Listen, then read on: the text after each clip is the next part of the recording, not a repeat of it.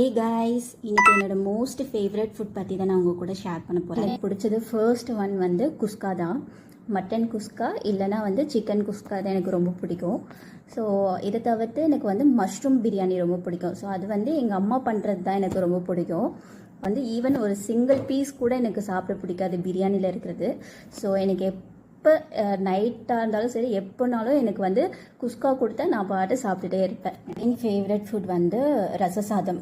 So அதுக்கு வந்து combination வந்து பொட்டேட்டோ ஃப்ரை இல்லைனா வந்து நெத்திலி கருவாடு இல்லைனா எண்ணெய் கத்திரிக்காய். ஸோ இந்த மாதிரி காம்பினேஷனில் எனக்கு ரச சாதம் பிடிச்சி சாப்பிட ரொம்ப பிடிக்கும். அது ரச சாதம் வந்து நல்லா மசிச்சு சாப்பிட எனக்கு ரொம்ப பிடிக்கும்.